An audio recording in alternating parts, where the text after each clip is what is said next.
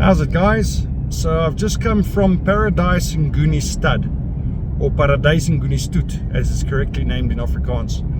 And the whole purpose of this exercise was to come and have a look at some of the animals that they'll have on offer next Wednesday the 16th at the Central Nguni auction. Now unfortunately I could only come out to one farmer or one breeder. I would have loved to have seen all of them who are offering their animals or putting their animals up, but they live so far apart that logistically it's just impossible. Just this trip alone is 200 k's there and 200 k's back, so we're talking about a 4-hour drive there and back. It's a whole day basically. It was a very good day. I saw some beautiful animals, so stick around and I'll show you another Nguni herd farmed under different conditions.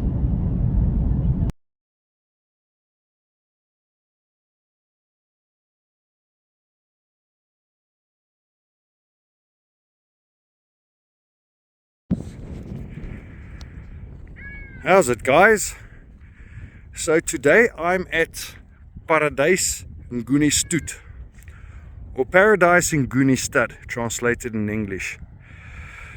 Now I'm actually here for another reason. I'm trying something different.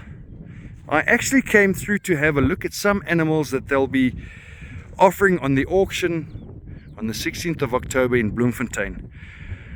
The Central Nguni Club is hosting an auction next week Wednesday, and as a member they offering 3 of their animals to that auction. Of course there's no ways I'm going to come and have a look at 3 animals and not the rest of the herd. So this is Paradys Nguni stud, and this is a unique situation because the owner, Andre Meyering, he's a crop and a grain farmer and a potato farmer. He's got Nguni cattle, but he also has Bonsmaras, and that's kind of unique. You seldom find a farmer having 2 breeds of cattle on his farm. The bloodlines here, he started off with a bull out of the Uli bloodline, which he speaks highly of, and I think the bull on auction comes from that bloodline if I'm not mistaken. I speak under correction. But he's also got the Nandi bloodline from the Biggs family, which is a very well-known quality bloodline in this country. And he's developed his own Paradys bloodline, and these are the animals that he's bred. Now, guys, if you stick around, later on in the video I'm going to show you the 3 animals on offer. I'm also going to show you 7 cows that are 14, 15, 16 years old and what they look like. Down at the bottom there is someone who's checking the births or recording the births of the new calves. If you wonder why there's someone else walking around in the shot, she's doing what she has to do. But getting back to this herd, we're in the Eastern Free State. It's extremely sourveld in this region, and I think that's one of the reasons they chose the Nandi bloodline. And what that basically means is when it rains, the grass grows very quickly, and for about 2 or 3 months it's like a pool party for these animals. Everything in abundance is perfect, it's beautiful, the grasses are huge volumes of high quality grass. But sourveld lignifies very quickly, so for the rest of the year it's actually tough, poor grazing. Now these animals are walking here on this land. It's supposed to be stover. They've pretty much cleaned up what was here. And because it's been a drought, he's actually supplementing them a little bit, which makes perfect sense. But look at the condition of these animals, and look how heavily pregnant these animals are. Now, an interesting fact, the first one I'm going to drop. Andre says when it comes to production per hectare, kilograms per hectare, his Ngunis far outproduce his Bonsmaras. Just let that sink in for a moment. Of course, we all know everything comes at a cost. In the case of the Nguni, it's tough and difficult to market the calves if you're selling to the feedlots. But still, the Ngunis produce more kilograms per hectare than the Bonsmaras. And guys, this is not an attempt to criticize the Bonsmaras. It's just a comparison. Because while the Ngunis produce better per hectare, the Bonsmaras obviously fetch a better price at the market. So that's the first thing. The other thing is, as I mentioned, he's a potato farmer. He does crops, grains, maize, probably wheat as well. I didn't ask him. So this is not his main source of income. This is his sideline. And one of the reasons he has these Ngunis is because they're so low input, low cost, low maintenance. He doesn't have the time to look after them the whole time. So they pretty much fend for themselves. They're given a lick. And what's very interesting, and I'm just trying to remember, but he's been farming Ngunis now for about, I would imagine, 25 years. He didn't give me an exact time, but based on our discussions this morning, I would say around about 25 years. He doesn't dip them for ticks at all. In fact, he made the comment he can't remember that they've ever dipped a herd of Nguni cattle for ticks ever since he's been farming with them. Now these animals look a little different to the ones we saw by Freddy Besselaar. More solid coated but larger framed, and that makes sense because despite being sour felt, the carrying capacity has way higher than that side. On our farm we're looking at 7 hectares per large stock unit. Here they're talking about 4. So more grazing usually produces slightly bigger framed animals, but nonetheless there are really beautiful animals in this herd. It's dusty, they're lying here on the sand, so obviously they're not going to shine as well as the animals we saw the other side. Also, it's a lot colder here, so some of them are going to be a little bit more hairy because they've adapted to the cold. Another interesting fact, due to the drought that we've had, he's had to rent some grazing on other farms. Now, a specific farm that he was renting, he put his Bonsmaras on and they were stealing his animals.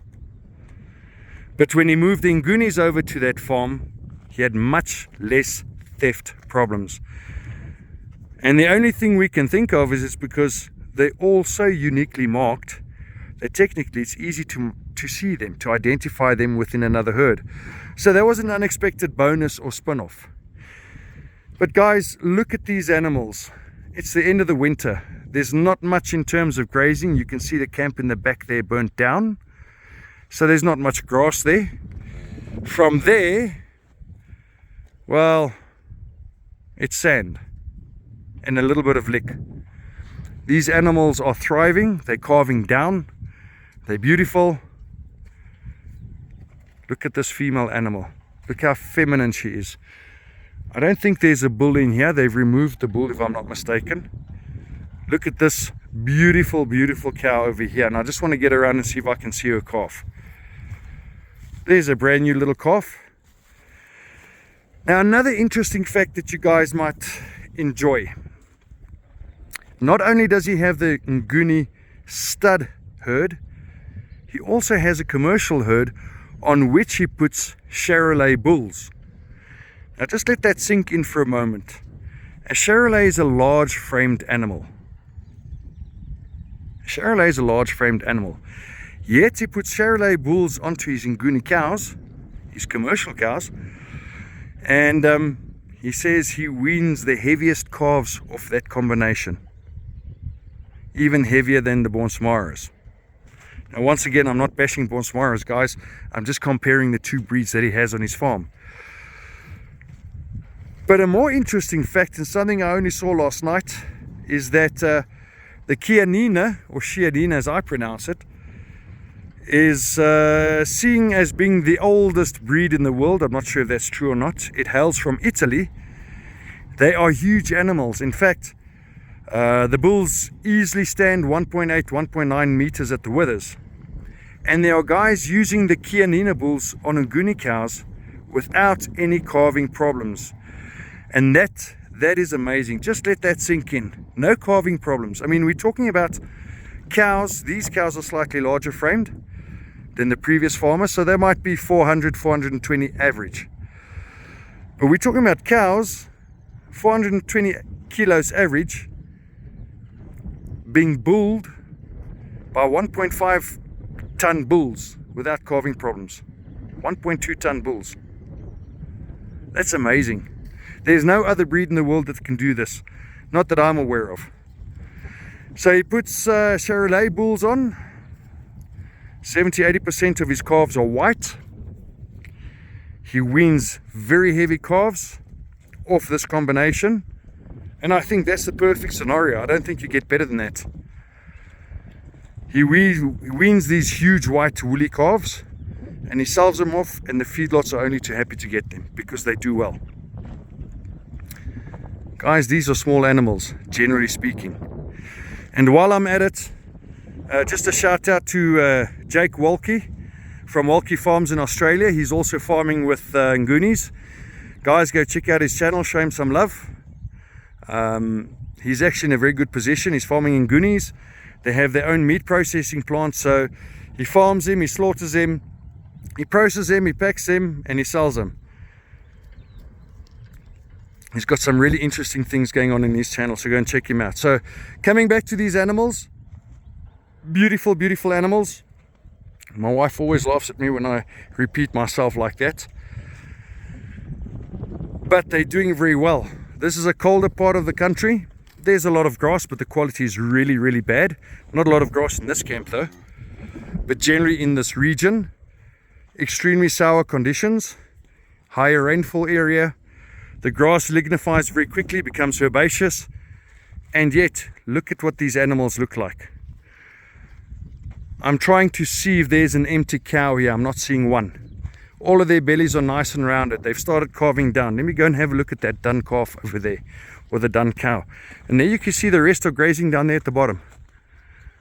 There, the rest are grazing at the bottom. And there, I'm not sure whose cattle those are. Those might be Bonsmara's, or Bonsmara crosses, in a totally different camp. Anyhow, guys, just look at these two cows. One is due to calve. By the looks of her udder, she hasn't calved down yet. I'll just see on the back end what she looks like. Yes, she's very close. Look at the condition of that cow, and she's sleek. She's shiny. There's no grass here. And then look at her beautiful little calf. Look at this. Guys, we haven't had proper rain yet. The green that you see here is from grass that burnt. Oh, just look at that. Hello, boy. He's a little confused. Thinks I'm his mother. Little bull calf. And there she goes. Anyway, guys, so if you're looking for some good genetic stock, tune in on Wednesday, 16th of October, Central Nguni Club auction. You've seen what the main herd looks like. There's no doubt about the quality of these animals. I mean, if you can't see the quality, you need to go and see. You need to get a pair of glasses, because these animals are beautiful. Go and see an optometrist. But beautiful animals. Those of you who are forever complaining that you can't get hold of these animals, go and look. You can register online. Look them up on their Facebook page. Look them up on their web page. The information is there. You don't need to be at the auction. But this is an opportunity to get hold of top class quality animals. I mean, just look at this. This is beautiful. I don't think you get any better than this. Show me a cow that's more functional, that's more efficient, that's more fertile. Look at this little bull calf. And once again, like always, I'm going off at a tangent, but these are top class quality animals. Really, really good animals. And most of them, if not all of them, I haven't seen one that doesn't look pregnant yet, but most of them are pregnant. And just on that point, he mentioned earlier that they were getting a 95% calving rate. 95%, yes. They are supplementing a bit of licks. That doesn't matter, I don't mind. Not that it's my decision to make, because they're on extremely sour conditions. So if you supplement a bit of lick and you're getting 95% calving rate, and your animals look like this at the end of the winter, man, that's amazing. Anyway, guys, I'm going to cut this short. I need to get going. Look at this beautiful cow. If she comes in the market, I'm going to go for her. She's got the solid red coloring that I like. She's a 2015 model, so that makes her what? 5 and 4. She's 9 years old. This cow's 9 years old. Most other breeds don't even make it to 10 years. Anyway, let me stop waffling. Guys, have a good one. We'll chat again. Cheers. Guys, this is just a quick example of the stover those Nguni cows are grazing on. It's end of the season, there's nothing there. And more importantly, they have to walk nearly 1 kilometer to get here. Maybe it's not quite that far, make it 800 meters. So they have to work hard in order to feed. And even so, you can see there's not a lot here for them to graze. The grasses here are nasty and gnarly, to say the least. In the background is what I think will probably be Eastbourne's Maris, but just look at this. So if this doesn't convince you that those are top quality hardy animals, I don't know what will. Right guys, I'm a little out of breath. I won't say why, we'll leave it at that. But here's just testament to the longevity of the Nguni breed. Most of the cows that you see here with the long horns, they are the old ladies, 14, 15. I think there's one that's 16 years old. The one that's walking a little funky there, she needs to have her hooves trimmed. And that's often a function of your environment. If you don't have hard rocky environment, then they tend to grow out a bit. But in any case, these cows are 14, 15, 16 years old. There's the calf. We've just come out of the winter. We don't have proper green grass yet. That cow over there is a 2012. She's one of the younger ones.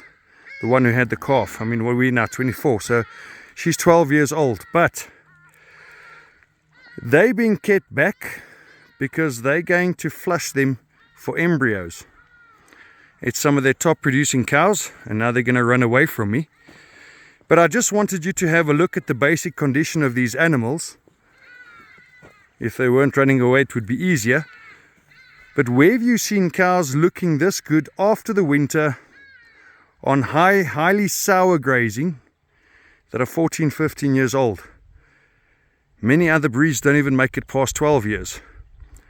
Now, of course, they are being supplemented a little because they're older cows and because they've all got calves on them. I mean, it's their calves that are walking here. But at the end of the day, look at that white one. She's beautiful.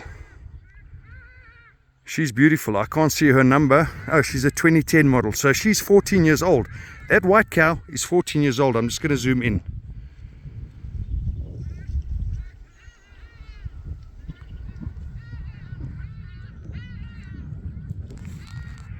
So this is just testament, and they're running off, so I'm not going to chase them. This is just testament to the longevity of these animals. 7 cows, 1, 2, 3, 4, 5. Sorry, 5 cows, 6 cows with 6 calves. There's the 7th one. All of them 14, 15 years old, and they're here to be flushed for their embryos. So yeah, just proof how good these animals are. So here we have lot number 5. It's a beautiful young heifer.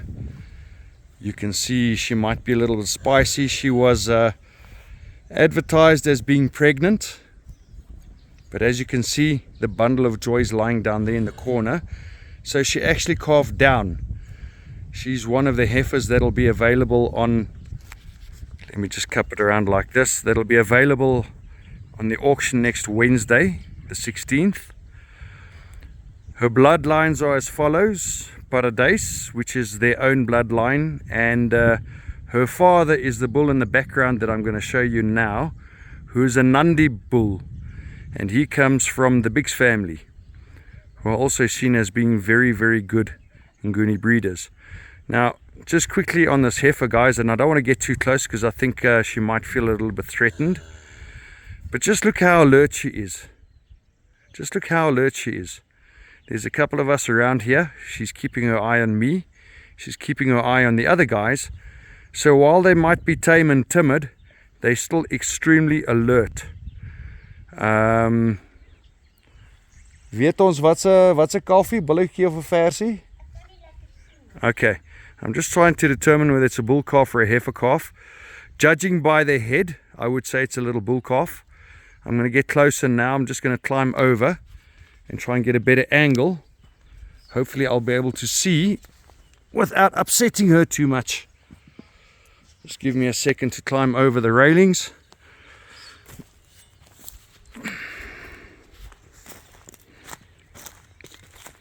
There she's moving off. Just look at that beautiful little calf. I'm pretty sure it's a bull calf. He's still very, very small. I'm gonna try. It's okay, girl. I know. I just want to see your baby. Oh, she's skittish.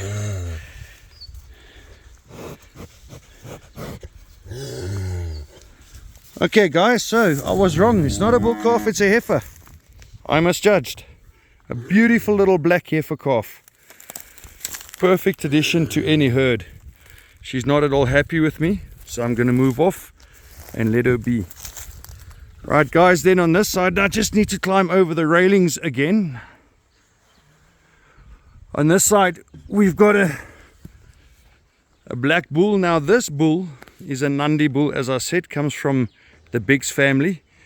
Brian and his late brother Clive, who are well known for the quality of the Ngunis. They farm in the Cape, extremely hard, tough conditions. Cold, wet and rainy in the winter. Extreme temperature conditions, very cold and wet, as I said. And he said to me that, okay, he's got a stick there in his foot. They'll take it out now. He's managed to puncture himself. But the owner said to me that the quality of the bull is so good, he can't get it over his heart just to slaughter it, because there's some very, very good genetics in this bull. And this bull can still work quite some time. And if you look at this bull, I'm not sure what his lot number is. I don't have the paper on me now, but you guys can check it up in the catalog if you want. But if you look at this bull, he's a masculine bull. Masculine bull. Nice thick neck, masculine head, good length. He doesn't stand very high, but he's got good length from nose to tail. This is really a brilliant bull, guys. It's really a good looking bull. Now remember, these breeds aren't as muscled as other beef breeds are, and obviously they can't be, because they're hardy animals. They need to have the lowest maintenance requirements possible in order to survive or to thrive. So you guys can check him out. His number is T17172. He's a 2017 model and his number is 172. Check him out on the auction. And then in the back there, and I'm just trying to get around, is the white heifer. This white heifer over here, she's also pregnant and she'll probably calve down pretty soon.